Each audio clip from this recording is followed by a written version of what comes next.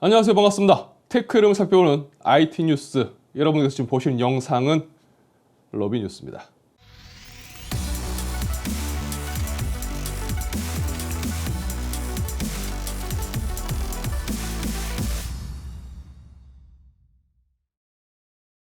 자, 얼마 전 엔비디아의 ARM 인수권에 대해서 미 FTC가 소송을 제기했다라는 소식을 전해드렸었습니다. 그리고 이후 로이터를 통해서 이후에 독점 금지 규제 기관도 엔비디아의 ARM 인수에 대한 조사를 진행 중이었고 현재 이 조사를 일시 중단했음이 보도되었습니다. 영국의 CMA도 국가안보 위험 및 경쟁 관련해서 해당 문제를 조사하고 있는 것으로 알려져 있고요. 이후에 일시 중단 조치로 인해서 일단 엔비디아의 EU 쪽 승인도 미뤄지게 되었습니다. 분위기를 봐서는 여기저기서 엔비디아의 ARM 인수를 저지하기 위해 대동단결하는 것 아니냐는 우스갯소리가 어울릴 만한 상황이 이어지고 있습니다.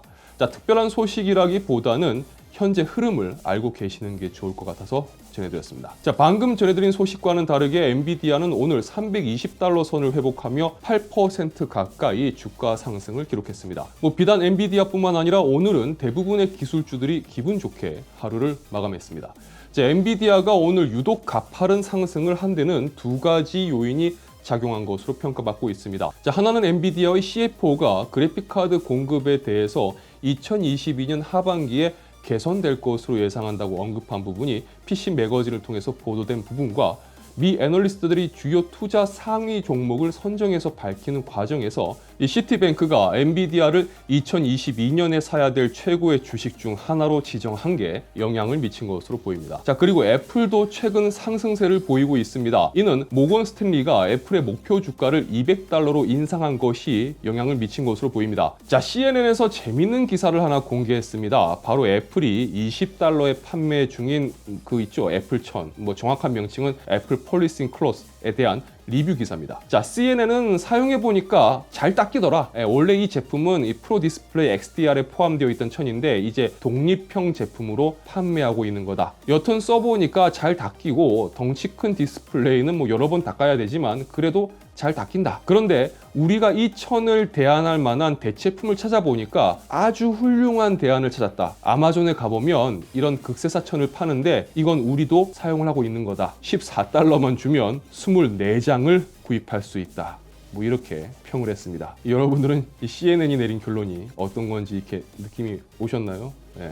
좀 따로 노코멘트 하겠습니다. 자, 더 인포메이션에서 새로운 보고서를 내놨습니다. 그런데 내용이 상당히 아슬아슬합니다. 자, 바로 애플 CEO 팀 쿡이 중국과 비밀리에 2,750억 달러 규모의 내부 거래를 했다는 내용입니다. 내용이 좀 상당히 긴데요. 최대한 간략하게 정리를 해보면 이런 내용입니다. 애플이 중국과 2,750억 달러 규모의 5년 계약을 했으며 이는 2016년 중국 당국이 애플 스토어, 애플페이 그리고 아이클라우드 등을 규제하면서 중국 내 아이폰 판매를 위축시키자 팀 쿡이 중국을 방문해서 이와 같은 거래를 했다는 겁니다. 자, 이를 통해서 애플은 중국 국가발전개혁위원회와 양해각서를 작성을 했고 애플이 중국 제조업체 부품을 사용을 하고 또 근로자들에게 기술 교육을 약속하고 또 중국 소프트웨어 회사와 계약을 체결하고 중국 내 대학에 기술 관련해서 협력을 한다. 그리고 추가로 수십억 달러를 중국에 투자하겠다라는 서약도 포함되어 있다고 합니다. 자, 이에 대한 대가로 중국 정부는 애플에 필요한 지원을 약속했다고 합니다. 무슨 지원인지는 구체적으로 나와 있진 않아요. 그리고 이 보고서를 보면 이후에 몇 가지 좀 사례가 나오는데요. 2015년 초까지 중국의 국가 측량 및 지도 작성국이 애플맵에 중국과 일본이 소유권을 다투고 있는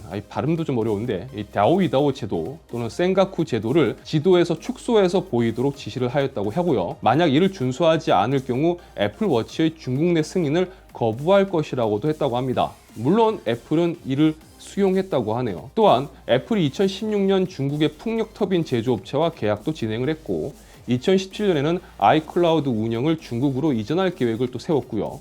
2018년에는 중국의 청정에너지 사업을 위해서 3억 달러 규모의 투자 펀드도 출시했다고 합니다. 자, 현재 애플의 사업은 중국에서 굉장한 호황을 누리고 있습니다. 지난 12개월 동안 680억 달러 매출을 올렸고요.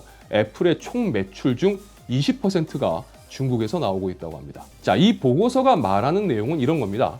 과연 저런 내부 거래가 없었다면 애플이 중국에서 이만큼 성공할 수가 있었을까? 그리고 애플은 미중 관계가 대립된 상황에서 왜 저렇게 중국에 투자를 진행했겠느냐?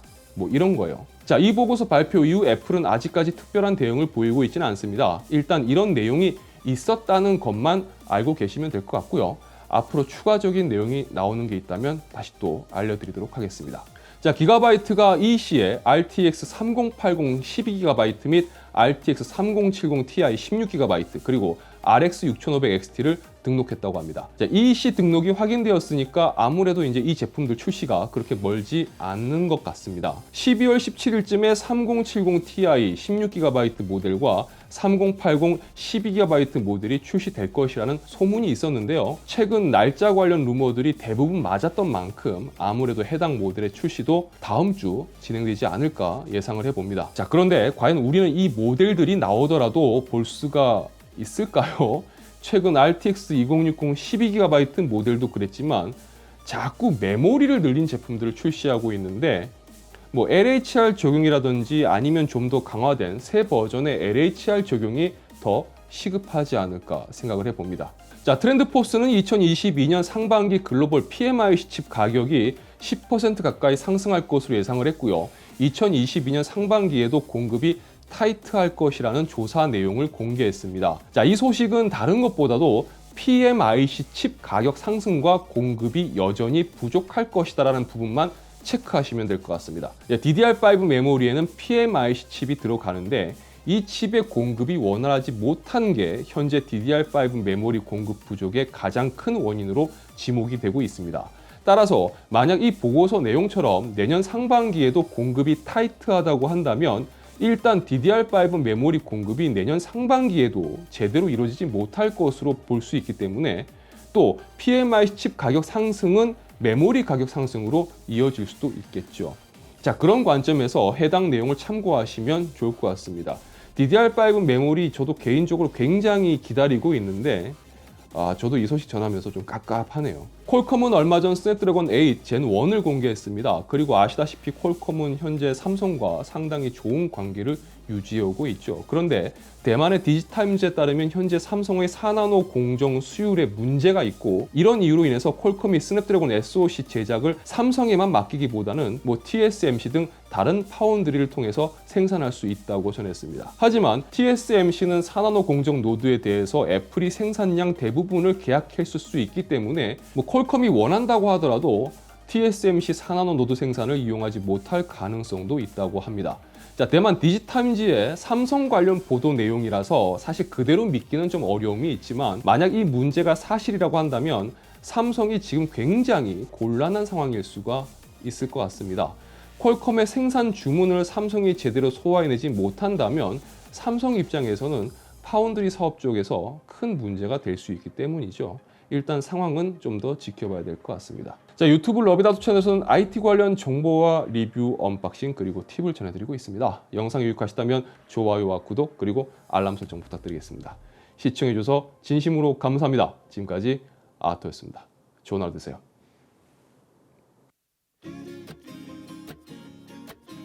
자, 오늘은 날짜상 해당되는 구독자분들의 사연이 없습니다. 오늘 날짜에 사연이 없어요.